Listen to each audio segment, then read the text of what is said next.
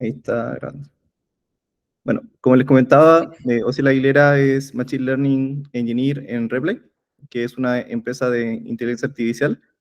Y en particular, también, bueno, Osiel nos va a hablar sobre el desafío de fragmentar textos largos en unidades más pequeñas, ¿cierto? Que son los llamados chunks, para poder utilizarlos en los distintos modelos de lenguaje. Y bueno, nos va a hablar de métodos, de métodos básicos hasta enfoques más avanzados. Así que eso, te dejo la palabra, Ociel. Muchas gracias, Ricardo. Bueno, buenas tardes a todos, muchas gracias por estar acá. Eh, en mi primera vez haciendo una presentación de este estilo, así que espero que salga bien y que aprendan cosas nuevas. Bueno, como adelantaba un poco Ricardo, yo me llamo Cielo Aguilera, estudié Ingeniería Civil en Computación en la Universidad de Chile. Me titulé en octubre del año pasado. Estoy trabajando como ML Engineer en Replay, como comentó. También es de octubre del año pasado. Principalmente me ha tocado trabajar harto con modelos de NLP en tareas relacionadas como clasificación de texto y recuperación de información en texto principalmente. Algunas otras cosas es que me gusta el cine, me gusta ver películas y últimamente estoy yendo al gimnasio y me gusta harto ir al gimnasio también. Y bueno, y ahí tienen mi LinkedIn por si quieran conversar sobre algo. Eh, Ahí cualquier cosa voy a estar atento al LinkedIn. Bueno, ya presentado, vamos a ir de lleno al tema que nos acontece hoy día, y es el tema del chunking de texto. Bueno, ¿qué es y para qué sirve hacer chunking de texto? Bueno, primero, ¿qué es? Eh, el concepto sí es bastante directo, que es un documento, separarlo o hacerle splitting, que es lo mismo, y en fragmentos más pequeños llamados chunks, ¿sí? Eso es principalmente el concepto. El tema es que hay muchas formas de generar estos chunks y, bueno, y por eso está esta presentación completa, ¿no? Y, claro, entonces, ¿cuáles son las ventajas de hacer chunking en texto? La primera sería que facilita el procesamiento de grandes volúmenes de texto, debido a que vamos a trabajar con fragmentos más pequeños. También está el tema de que permite trabajar de mejor manera sobre documentos largos, sobre modelos que tienen algún límite en su entrada. ¿A qué me refiero con esto? Tengamos en cuenta, no sé, un modelo preentrenado de Hugging Face, que es lo que principalmente se usa al trabajar con texto, eh, que tiene un límite de, no sé, 512 palabras o tokens, si queremos decirlo de otra forma. Y si tenemos un texto que supera esas 512, por ejemplo, uno igual le puede entregar ese texto, pero claro, internamente el modelo lo va a separar y va a considerar solamente estas primeras 512. Y claro, podría perderse mucha información que hay de ahí hacia abajo, entonces lo ideal en ese caso sería trabajar con chunks, con fragmentos, de forma de tener una visualización más completa de todo el texto, mirando solamente estos chunks. Y lo otro es que se puede adaptar a distintos formatos de texto a hacer el tema del chunking. Ya puede venir en distintos formatos como PDF, Markdown, Word, etcétera. ¿Cuáles son algunas desventajas, eso sí, de hacer chunking? Tiene que ver principalmente de que podría perderse contexto si no se realiza adecuadamente. ¿A qué me refiero con esto? En que podrían crear chunks con información inconclusa, ¿sí?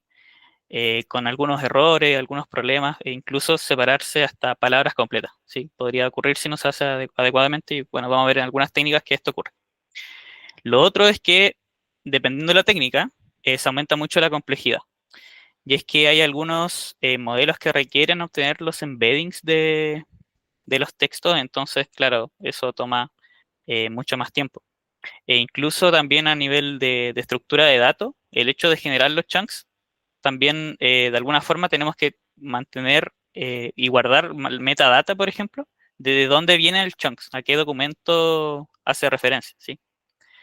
Y el último punto que también está relacionado con la complejidad y es que, claro, dependiendo de la tarea, podría ser necesario, no sé, trabajar con algunos chunks sueltos, por así decirlo, y en otros podría ser necesario trabajar con todos los chunks que genera luego de hacer esta separación, este splitting. Bueno, ¿cuáles son algunas aplicaciones de esto? Primero en clasificación de texto. Imaginemos que estamos haciendo una clasificación en 3 tópicos y claro, supongamos que tenemos tópicos tecnología, como sea la imagen, tecnología, no sé, deporte, entretenimiento. E imaginemos que tenemos un límite de texto con el que podemos trabajar para entregarle al clasificador. Y justo el texto que le entregamos de este documento, el primer párrafo, por ejemplo, habla, no sé, de tecnología. Y a lo mejor todo el resto habla de deporte. Entonces, en ese caso, por ejemplo, en la clasificación debería caer en deporte y a lo mejor no en tecnología. Y claro, a lo mejor en ese caso podría ser a lo mejor separar este texto grande en chunks y a lo mejor estos chunks clasificarlo para luego obtener una clasificación global, sí, y mejor. Podría hacerse algo parecido en sumarización. O sea, tenemos el documento o tenemos un resultado, un resumen. A lo mejor este resumen se pierde cierta información que nos gustaría que apareciera en el resumen. Podemos hacer lo mismo, a lo mejor lo separamos en chunks y estos chunks los tenemos los resúmenes y luego juntamos estos resúmenes en un resumen que tiene más coherencia y tiene más información. Eh, y también nos puede servir al recuperar información. Imaginemos que estamos haciendo un buscador y, claro, a lo mejor justo el documento que está acorde a nuestra búsqueda, que nosotros queremos, no sé, tiene, supongamos, 40 páginas. Y claro, no nos sería muy útil un buscador de ese estilo que nos diga, mira, busca entre estas 40 páginas que en algún lugar está lo que tú buscas, sino que sería mucho más útil que nos entregara el fragmento de texto donde está lo que nosotros realmente buscamos. Entonces, en ese caso también sería muy útil hacer chunking. Y claro, la mayoría de tareas en que se trabaja con texto, la verdad, se puede aplicar el tema del chunking, en especial porque trabajar con modelos de NLP que presentan múltiples tópicos eh, puede hacer que los resultados no sean tan buenos de vez en cuando. Más que múltiples tópicos es en el caso en que podrían venir texto que no sea muy útil, sí que no aporte mucha información. Y bueno, y también está el tema de que el límite del tamaño de entrada que podrían tener estos modelos, ¿sí? Entonces permite el tema del... Ah, perdón, me salió una notificación, perdón. Eh, que hacer chunking en ese caso también sería muy útil, por el tema del límite que podrían tener algunos modelos, que lo he comentado ya varias veces. Bueno, entonces ahora, ya sabiendo qué es el chunking, sabiendo para qué sirve, vamos de lleno con las técnicas que existen para hacer chunking. Bueno, la primera técnica se llama character splitter y es separar según un tamaño fijo. Ah, bueno, antes de continuar aquí, el tema de los títulos que asigné a cada técnica no es una normalización de los títulos, o sea, este tipo de separador ustedes lo pueden encontrar también como separador de tamaño fijo, por ejemplo. No es una convención del tema de los nombres. Entonces, lo esencial aquí no es más bien que se prendan el nombre de memoria, sino cómo funciona la técnica, ¿sí? Porque el nombre o cómo le asignan podría variar. Entonces, claro, lo que se hace acá es separar según un tamaño fijo. Y si vemos el ejemplo que se ve acá, bueno, esta visualización lo hice con una aplicación, ahí la dejé anotar, que es bastante buena para ver el tema los chunks. Y claro, si nosotros consideramos un chunk de tamaño 25 caracteres, de tamaño fijo, pueden ver que, claro, separa palabras, eh, llega acá hasta otra oración, otro párrafo, mejor dicho, que habla de otra cosa, junta puras leceras, por así decirlo. Cosas que en realidad, y crea chunks que en realidad no tienen mucha coherencia. De hecho, este método es bastante simple por lo mismo, porque considera solo un tamaño fijo y es rápido, pero claro, los resultados no son bastante buenos. Eh, Hay algunas librerías que tienen implementaciones ya de este tipo de chunking, como LangChain, Semantic Text Splitter o Llama Index, que también ahí las dejé anotadas. Bueno, y tienen igual algunas features adicionales para hacer esta separación, que si no igual serían bastante simples si simplemente separar en tamaño fijo. Y es que, por ejemplo, tiene algunas features como, no sé, no contar los espacios al momento de contar los caracteres en el chunk. O, no sé, hacer overlap de algunos chunks. Que overlap me refiero a que el final de un chunk sea el principio de otro. Y cosas como ese tipo de features tiene. Y bueno, eso sobre la primera técnica. Sí, es bastante simple de entender. pero que no da buenos resultados. Bueno, ahora pasamos a la segunda técnica, que se llama Recursive Splitter, que lo vamos a explicar paso a paso para que sea más simple de entender. Entonces, primero, indicamos un tamaño máximo, ¿sí? de caracteres que queremos tener. Luego, tenemos que definir un conjunto de caracteres que van a servir como separadores. En este caso, principalmente serían, no sé, saltos de línea, tabs, espacios en blanco, a lo mejor un punto seguido un salto de línea, delimitadores de ese estilo. De forma que, perdón, eh, separadores de ese estilo, de forma que luego, utilizando estos, se va a ir separando de forma recursiva el documento, como se muestra acá en el paso 3. Entonces, tenemos el documento, separamos primero, por ejemplo, en saltos de línea, ¿sí? Nos genera cierta cantidad de chunks, y luego vamos viendo si se supera el tamaño máximo. Y si supera el tamaño máximo, vamos con el siguiente separador, que en este caso que puse acá serían los tabs, por ejemplo. Y se van haciendo más chunks y así sucesivamente, hasta que ninguno de los chunks supere el tamaño máximo. Por eso se llama separador recursivo. Este método es simple también y es mucho más útil que el anterior, porque claro, acá se utilizan separadores que en la mayoría de los textos aparecen y que delimitan párrafos nuevos. Y claro, uno, cuando en el lenguaje de por sí, claro, uno suele separar tópicos o ideas en párrafos, ¿sí? Entonces se aprovecha de esto, de esta estructura que podría tener el texto. Lo que sí, como no sabe exactamente el contenido del texto, podrían darse casos en que se separen cosas que en realidad, o sea, claro, quedan en chunk ideas que en realidad deberían estar separadas, o el caso contrario, ¿sí? Y es principalmente por eso, porque no se sabe exactamente lo que tiene el texto, porque simplemente se usan estos separadores. Eh, Otra cosa igual importante es el tema de que se pueden definir van a ser estos como delimitadores y también el orden en que se aplican. Y de hecho las librerías que están ahí, que menciona, ya tienen un conjunto de separadores ya hechos, ¿sí? Que se pueden personalizar de todas formas, pero ya tienen un conjunto de separadores y en qué orden también. Y bueno, acá se ve un ejemplo de este tipo de separación en el mismo visualizador que les mostré anteriormente. Claro, acá tenemos si queremos hacer chunk de tamaños 35. Y como pueden ver acá, esto claramente es menor a tamaño, es menor a 35 caracteres. Si quieren, pueden darse tiempo de contar. Pero claro, acá, a diferencia del anterior, no continúa, sino que como hay un salto de línea, lo termina hasta allí. Entonces, claramente esto da mejores resultados que el caso anterior, que separa las palabras. Luego tenemos esta siguiente técnica, que es una extensión de la técnica anterior, que se llama separación en documento específico. Y es que los separadores que usamos en este caso vienen dados por la estructura del documento. Y es que si nosotros pensamos en un documento Markdown, por ejemplo, tiene una sintaxis específica para especificar títulos, que es con el tema de los gatos. Y claro, nos aprovechamos de esta estructura que trae el documento, para hacer la separación. Y ahí incluso se puede aplicar a otros casos de texto, como por ejemplo Python, porque el código Python igual está estandarizado cómo se define una clase, cómo se define una función, una variable, etcétera.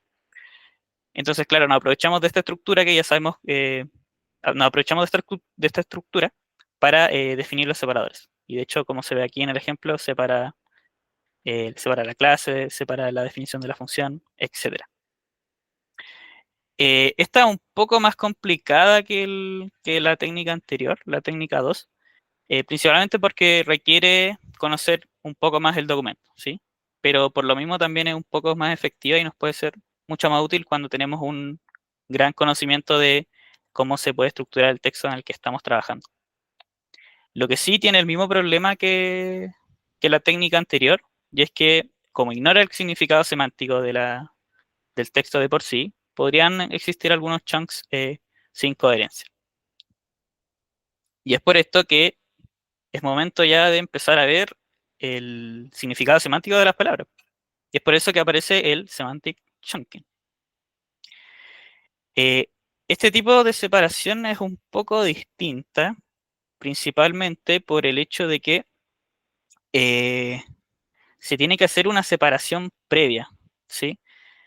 En este caso, principalmente en sentencias. ¿Y cómo definimos lo que es una sentencia? En este caso, sería porque sería algo que tiene eh, una idea singular de cierto tópico, ¿sí?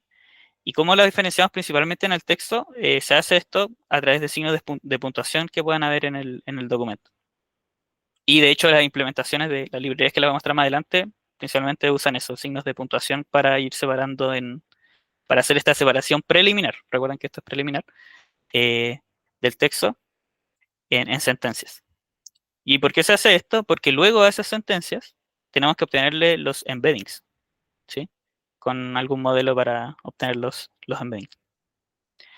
De esta forma se tiene el significado de la sentencia y luego, sabiendo el significado, agrupamos según su similitud. No sé, similitud cosena, por ejemplo, con alguna estrategia. Vamos a especificar en las siguientes estrategias para hacer esto, pero esta es la idea general de lo que se hace en el semantic checking. Como pueden ver acá, por ejemplo, los embeddings, los del mismo color, caen en el chunk 1, los azules en el chunk 2 y así sucesivamente.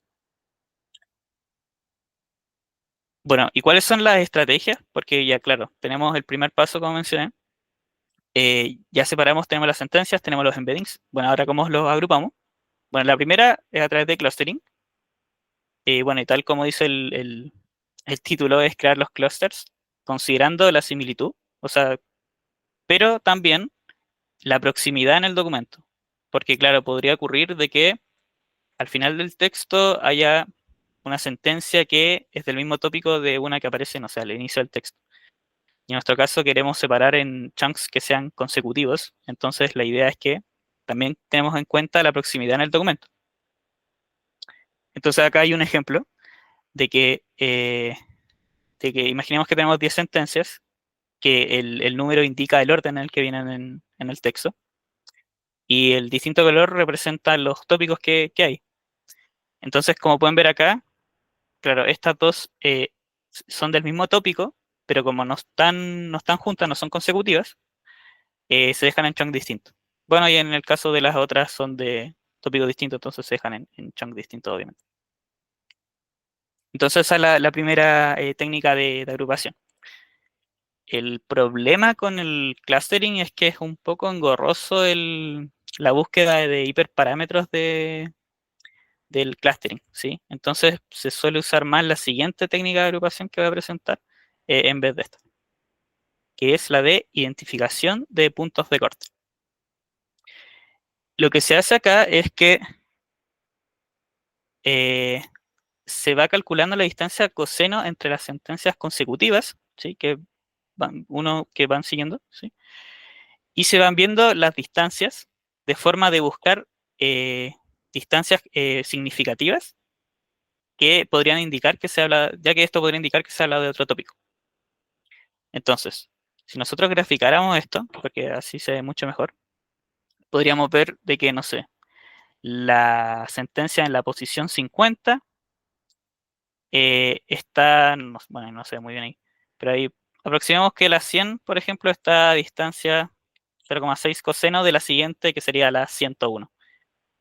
Así se interpreta este gráfico y claro, y la idea es buscar las distancias más grandes que indicarían que se está hablando de otro tópico, que en este caso, y acá se ve mejor, lo remarqué con círculos rojos. Y estos círculos rojos actuarían como puntos de corte y por lo tanto ahí podríamos cortar y empezar a marcar el inicio de un chunk y la finalización del otro. Pero bueno, claro, nosotros podemos ver cuáles son las distancias más grandes porque tenemos los gráficos y esto está como muy, muy visual, ¿sí? Tenemos que buscar una forma más metodológica de encontrar estos puntos de corte. Por lo tanto, lo que se hace es considerar alguna estadística, como por ejemplo, no sé, el percentil 95 de las distancias. También he visto que en algunos se trabaja con el intercuartil, con las deviaciones estándar, con la mediana. Hay varias estadísticas que se pueden utilizar para identificar puntos de corte. Entonces lo ideal es que con esta estadística establecimos un threshold, en este caso sería la línea roja, y en este caso el percentil 95, para definir de que las distancias que están sobre ese threshold son puntos de corte. Y el siguiente paso sería, claro, eh, los puntos de corte indican cuando termina un chunk e inicia uno nuevo. Y como claro, esto igual como están ordenados en la posición, desde la sentencia 0 hasta la 300, vamos a ir revisando, juntando con las distancias, encontramos un punto de corte. Entonces, claro, hasta ahí termina el primer chunk y empezamos el segundo. Y así sucesivamente por cada punto de corte que aparezca. Y esto es porque, claro, y, ay, perdón, que tuve un problema. Eh, y, y de esta forma los chunks tenían una relación semántica entre sí. Se agruparían las sentencias que caen dentro. Hay algunas técnicas más sofisticadas para encontrar los puntos de corte que no es necesariamente utilizar una estadística, eh, sino que hay unos métodos, unas técnicas llamadas DIMP y PELT que, claro, están más orientadas al problema general, porque el tema de encontrar puntos de corte no está principalmente hecha para segmentar texto, sino se trabaja más en área de señales o series de tiempo. De hecho, como pueden ver el gráfico, parece una serie de tiempo o una señal. Y claro, estas técnicas se pueden utilizar en este caso, pero requieren definir una función de costo, que en este caso, como utilizamos distancia coseno, sería una especie, una variación de la distancia coseno.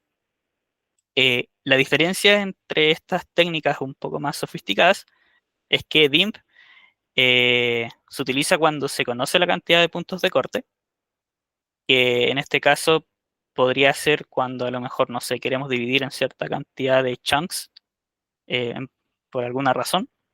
Entonces podemos utilizar esa técnica en específica. Y la segunda, que es PELT, esta se utiliza cuando no se conoce la cantidad de puntos de corte, que es como parecido a lo que teníamos anteriormente que utilizamos. Eso sí que en ese caso usamos una estadística. Eh, lo que sí, claro, como ambas no están enfocadas directamente al tema de segmentación de texto, eh, estas requieren que se le entregue los embeddings y retornan los puntos de corte. Entonces habría que hacer todo el trabajo relacionado a lo que va antes de entregar los embeddings y a lo que va después de obtener los puntos de corte.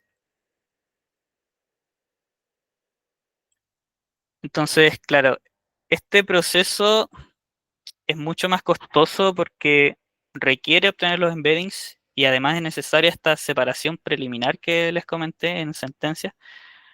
Entonces es muy susceptible a errores que, en el caso de que hayan algunos errores en la separación preliminar o en el caso de que el modelo que se obtiene de los embeddings no da tan buenos resultados o no diferencia tan bien. Eh, en el caso de DIM y PELT, que comenté que sean técnicas más avanzadas, está la librería Ruptures, que ofrece implementación de esta. De hecho, tiene un método que permite obtener los mismos resultados con DIM y PELT, pero mucho más rápido. Pero, claro, el problema de esto es que habría que hacer la separación de sentencias preliminar y la obtención de embeddings con anterioridad.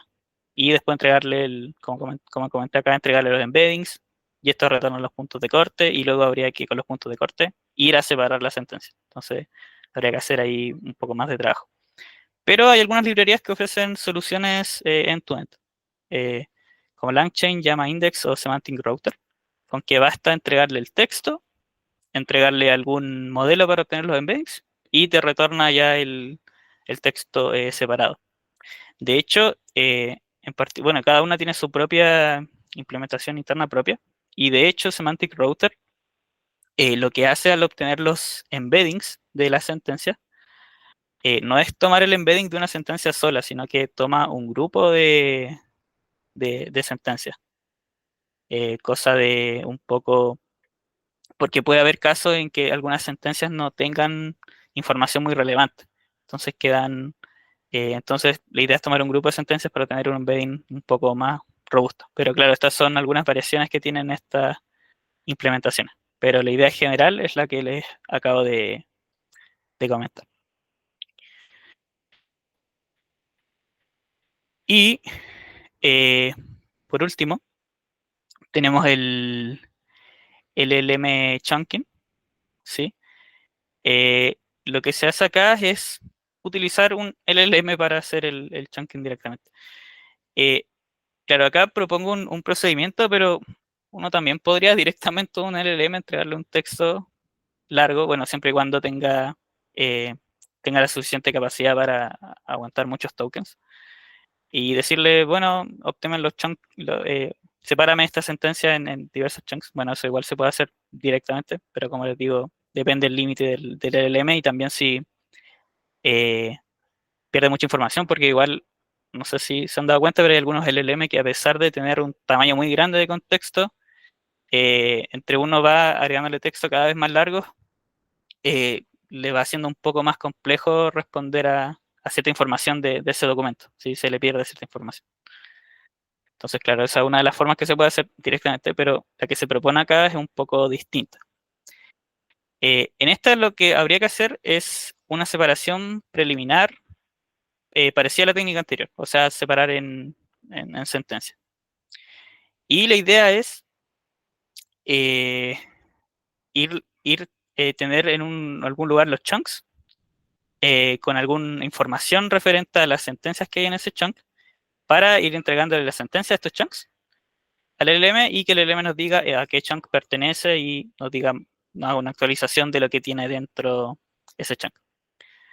Entonces aquí el prompt sería algo de este estilo. Bueno, como digo, algo de este estilo porque, claro, había que considerar algunos casos borde o este caso, por ejemplo, que no hay chunks al principio. Pero en general, la idea es los que está acá.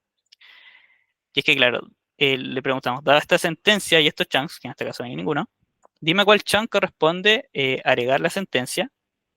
Y si no corresponde a ninguno, crea uno nuevo. Y además actualiza el resumen del chunk dada la nueva sentencia. Entonces el elemento nos respondería, bueno, pertenece a tal chunk. Bueno, en este caso no hay ninguno, entonces sería uno nuevo. Y nos daría el resumen que tiene este chunk. La idea de esto es, claro, ir guardando esta información que nos entrega el LLM aparte.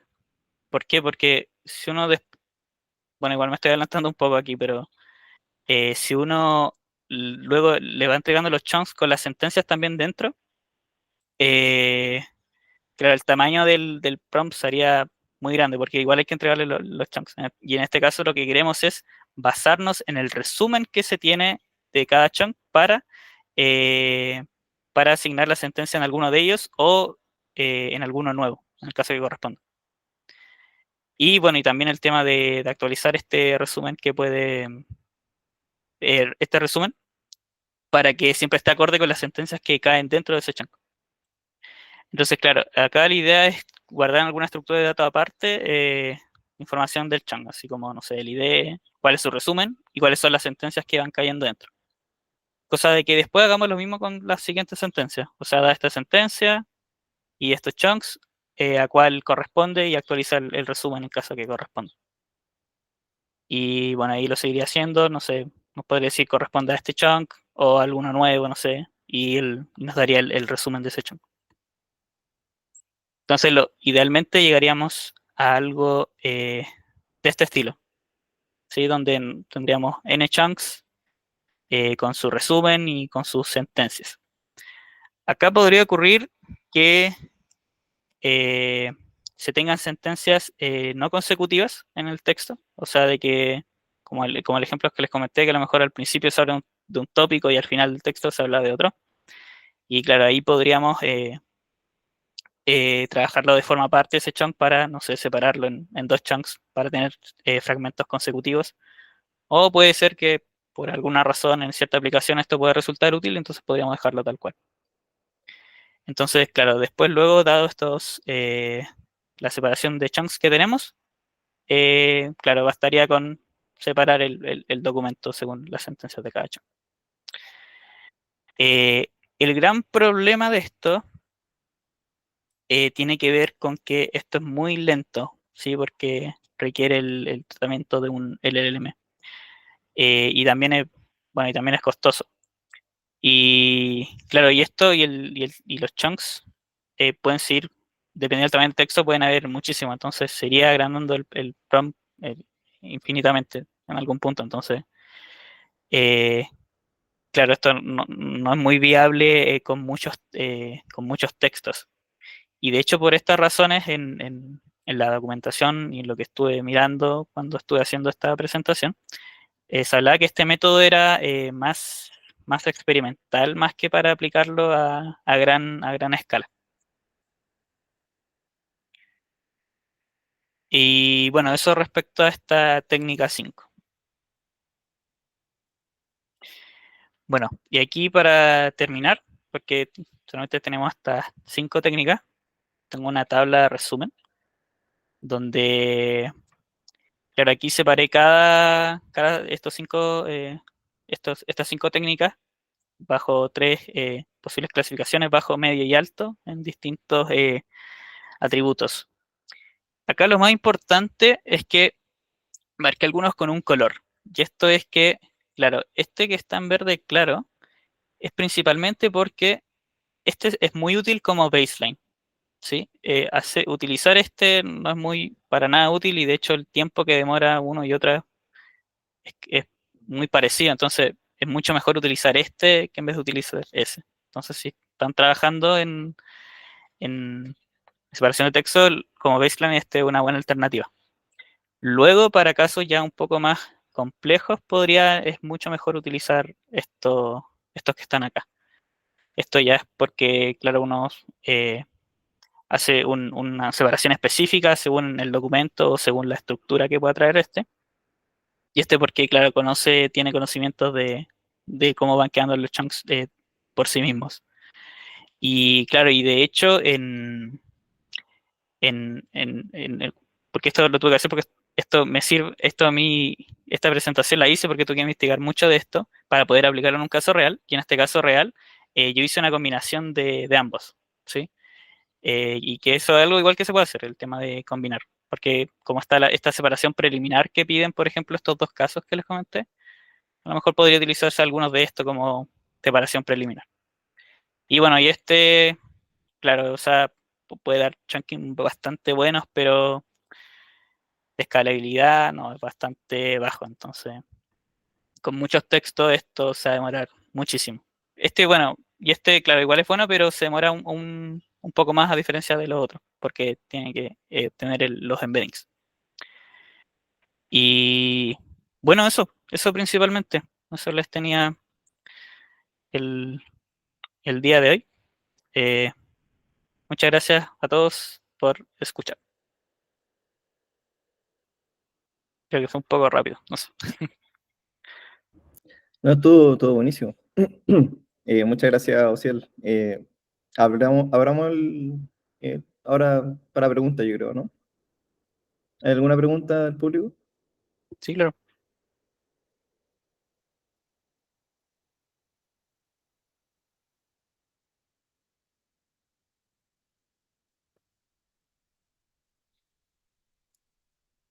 Eh, Quizá una pregunta es si ha usado el LLM, la técnica basada en el LLM para hacer chunks, Ociel, para alguna aplicación, o mezclarlo con otros métodos, quizás como para... Eh, no, no, o sea, en el tema de la investigación, vi casos en que se aplicaba, pero claro, todos comentaban de que no era muy viable y era como, mira, este es el ejemplo, así funciona, pero no era como a gran escala. Claro, y no sé si tiene un documento en específico y tú tienes como una idea de que algunas partes son más clave, digamos, para hacer el match, digamos, ¿valdría la pena como experimentar, como mezclar esa técnica del LLM con la otra? Sí, igual se podría hacer, claro. O sea, podría aplicarse en algunos casos a lo mejor específicos. De hecho, como comenté en esta aplicación, es una mezcla entre ambos. O sea, podría hacerse a lo mejor a gran escala, utilizar algunos de estos dos que son más rápidos, y en algunos casos que son un poco más complejos, aplicar algunos de estos que se demoran un poco más, pero son mejores, como el semántico o a lo mejor o el LLM o el TLLM. Claro, la parte del LLM por ejemplo, no sé si hay una parte como muy importante del documento, se podría aplicar ahí nomás y el resto, la combinación que Sí, esté usando. ahí Ok. claro, ahí se puede ir jugando con el tema del trade-off entre precisión de alguna forma, que sería en este caso calidad de los chunks, con el tiempo que toma. Entonces, claro, como te comentaba, puede ser a gran escala para hacerlo igual un poco más rápido, hacer un tipo de splitter y luego en algunos casos específicos utilizar el semántico, el de LLM. No, buenísimo. Hola, Eh, ¿me escuchan? sí, dale, Sebastián. Ya, quiero hacer una pregunta. Estaba pensando en este mismo cuadro que está mostrando. Se me olvidó el nombre, disculpen. Justo se me- Ociel, perdón. Ya, o sea, porque tú abajo hablas de la calidad de los chunks, ¿no es cierto? Y eso me Claro, imagino que igual cuando tú lo construiste, lo hiciste pensando en algún tipo de corpus de documento en particular. Pienso yo, porque ¿sabéis qué me pasa claro, en la práctica? Que cuando uno quiere aplicar esto, por ejemplo, cuando intentáis hacer cualquier cosa y lo hacéis sobre, pongamos un caso, un documento que está en Wikipedia, tiene cierta estructura, la persona que lo hizo está más o menos que lo revisó, intentó escribir de una manera ordenada, pero ¿qué pasa cuando esto se aplica a un lenguaje, pongámosle más natural? Redes sociales, no sé, mensajes de Twitter, ¿cachai? Que no cumplen tanto con esta estructura un poquito más como, ¿cómo variaría esta dinámica de la calidad, de cómo se implementaría? Porque a pesar de que este tenga una calidad más baja, el otro quizás ocupa menos presupuestos para poder asumir cuándo hay un chat, cuándo no, o cuándo hace el spliteo, cuándo no. ¿Cómo es tu experiencia con esa relación de textos que no están tan estructurados en el sentido del lenguaje, por ejemplo? sí, en el caso de textos no muy estructurados, bueno, primero, gracias por la pregunta. Eh, claro, ahí lo esencial que me he dado cuenta es trabajar con un poco más con estos chunks que ven el significado de lo que tiene el texto de por sí, o las sentencias. Porque claro, como decís tú en texto, no sé, de redes sociales, trabajar con esto, el recursivo o el específico, no va a ser muy útil porque toda la gente escribe como quiere, hace saltos de línea, no sé, pone símbolos, lo que sea, y claro, en ese caso no va a servir. Entonces, ahí puede ser muy útil el caso del chunking semántico porque ahí se tiene conocimiento de lo que dice de por sí el texto. Y lo otro que también puede servir, que claro, también no lo comenté mucho, y es el tema de podría también considerarse un tamaño mínimo para ciertos chunks, porque imaginemos que, claro, tenemos el texto libre donde, no sé, se usan muchos gatos y estoy pensando un poco en Twitter. eh, y claro, a lo mejor hay gatos como sueltos y que dan chunks muy cortos y que en realidad no tendría mucho sentido tener esos chunks tener esos chunks, o que en realidad son chunks que no van a tener información y van a estar vacíos. Entonces también podría hacerse ahí una implementación en especificar un tamaño mínimo y en ese caso unir ciertos chunks para hacer alguno más grande. Gracias, muchas gracias.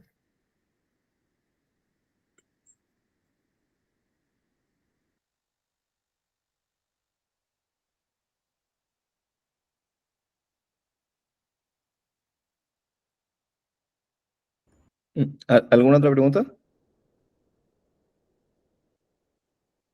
Pueden escribirla también si quieren y la puedo leer yo también.